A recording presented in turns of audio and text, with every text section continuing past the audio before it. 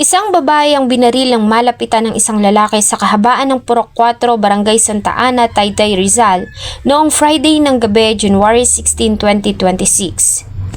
Sino kaya ang lalaki sa kamera at ano ang nagtulak sa kanya para gawin ang karumal-dumal na krimen sa harap mismo ng maraming tao? Habang nagla-livestream ang isang tindera ng gulay sa Taytay, Rizal. Suspect ang dati umanong asawa ng kanyang amo na isinusumbong ng biktima dahil sa pambababae nito.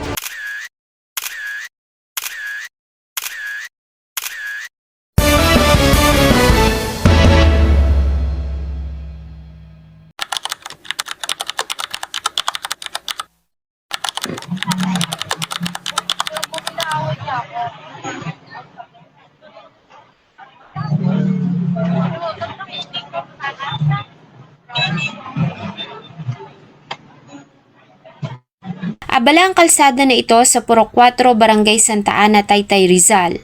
Dito kasi matatagpuan ang mga pamilihan ng gulay, karne, isda at kung ano-ano pa. Dito din sa lugar na ito nagtatrabaho ang 23 years old na si Paloma Jovellanos.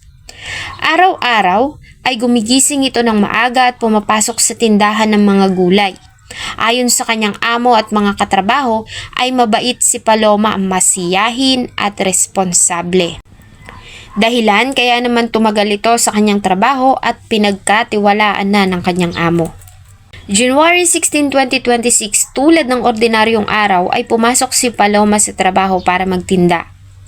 Isa sa mga naging libangan nito ay ang pagla-livestream habang nagtatrabaho. Sa kanyang social media account ay makikita mo ang kanyang mga video sa iba't ibang araw at iba't ibang anggulo. Ganon din noong araw ng January 16, 2026. Sa kanyang live stream ay makikita mo ang masiglang si Paloma na nag-i-entertain ng mga mamimili. Nakasuot ito ng kulay puti at asul na big size jersey t-shirt at nakalugay ang mahaba at straight nitong buhok. Lingid sa kanyang kaalaman ang naghihintay sa kanyang panganib sa araw na iyon. Pagsapit ng dilim ay mas dumami pa ang mga mamimili. Dahil sa karamihan ng mga tao ay namimili na para sa kanilang mga lulutuin para sa hapunan. Ang kanina ay nakalugay na buhok ng biktima ay kanya nang itinali. Bagamat pagod na ay masigla pa rin ito at maliksi na ginagawa ang kanyang trabaho. Hanggang sa isang lalaki na nakasuot ng sombrero at kulay itim na mask ang lumapit sa kanyang likuran.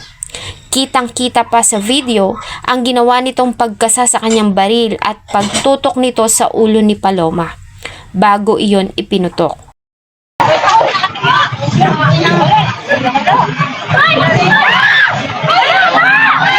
Matapos ang ginawa ayon sa mga nakasaksi ay hindi man lang tumakbo ang lalaki. Sa halip ay naglakad lamang ito na parang walang nangyari. Wala namang may lakas ng loob na harangin ito dahil lahat ay natatakot na maaaring sila din ay barilin. Sa salaysay ng mga saksi ay lumiko ang lalaki sa isang eskinita at sumakay sa motorsiklo na naghihintay doon. Narinig ko yung putokan, yung pumutok na kala ko yung gulong lang na pumutok. Nagtakbuhan na kami dito, tapos nakabulagta na si ate. Mabait yun, palabir. Iba yung Purok 4 papunta sa Secondary Road. At doon sa Secondary Road, as per doon sa information na nakuha namin, may naghihintay na nakamotor. Parang dalawa sila. Samantala, agad din namang naisugod si Paloma sa Pasig City General Hospital kung saan ito nilapatan ng paunang lunas. Ang balita na ito ay agad din namang nakarating sa tanggapan ng kapulisan sa Taytay, Rizal na agad din namang nagsagawa ng kanilang investigasyon. Base sa mga nakasaksi sa pangyayari at base na rin sa kuha ng video, ang lalaki ay agad na kinilalang ang 31 years old na si Freddy Iroho Pagal. Kilala ng lahat si Freddy lalo na nga ng mga katrabaho ni Paloma. Ito kasi umano ang dating kinakasama ng amo nilang babae. Sa ginawa nilang investigasyon ayon sa mga pulis ay maaaring inggit at labis na galit ang naging motibo ng suspect sa pamamaril.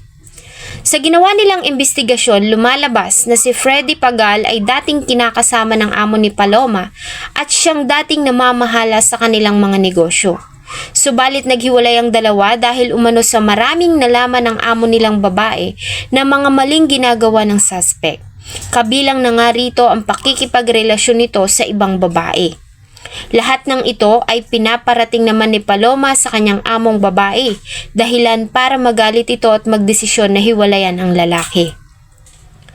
Nang maghiwalay ay hinati ng dalawa ang kanilang mga ari-arian. Subalit isa ang tindahan ng gulay sa Purok 4 ang naiwan sa amo ni Paloma. Dahil sa matagal nang nagtatrabaho sa kanila si Paloma ay dito na ipinagkatiwala ng amo nilang babae ang pamamahala sa tindahan, bagay na ikinagalit ng suspect. Relasyon ng may-ari ng gulayan na boss ngayon po nung ating biktima na di umano itong victim po natin is nagsusumbong sa kanyang amo tungkol sa mga ginagawang pambababae nitong ating suspect. Dahilan para tumindi ang galit nitong suspect doon po sa ating victim. Suspect at yung kanyang kinakasama ay naghiwalay. Naghati sila ng kanilang mga property, pero sa ngayon si biktima na yung nagmamanage sa kalakhan ng kanilang negosyo. Ganun pa man, ang mga paratang na ito ay tinanggi ni Freddy Pagal. Sa halip ayon sa kanya ay hindi niya iyon magagawa, lalo na at itinuring niya na umanong anak-anakan si Paloma. Matagal niya rin kasi itong nakasama sa trabaho. Ayon pa sa kanya ay hindi siya ang lalaki sa video dahil ng oras na maganap ang pamamaril ay nasa bahay siya sa Angono, Rizal, at may mga tao rin umano na maaaring mag-testify na totoo ang kanyang sinasabi. Anak ko na po yun, tinuring ko na pong anak yun.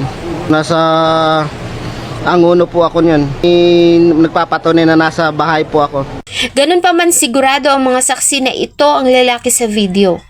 Matagal na umano nilang kilala ang suspect at nakasama. Kaya naman nakilala nila ito kahit pa nga nakasuot ito ng sombrero at may face mask sa kanyang bibig. Sa kasalukuyan ng suspect na si Freddy Pagal ay nasa kamay na ng Taytay Municipal Police Station at nahaharap ngayon sa kasong frustrated murder. Ilang araw nang nasa intensive care unit ng Pasig City General Hospital si Paloma. Bagamat fatal ang tinamo nitong tama sa ulo at may 50-50 chances of survival, ay patuloy na dumadalangin ng pamilya na patuloy na itong gumaling at muling bumalik sa kanila, lalo na sa maliit pa niyang anak na naghihintay sa kanya. Salamat po sa inyong patuloy na pagtangkilik sa atin pong mga videos.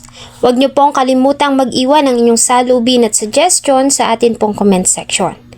Thank you so much po and see you on my next video.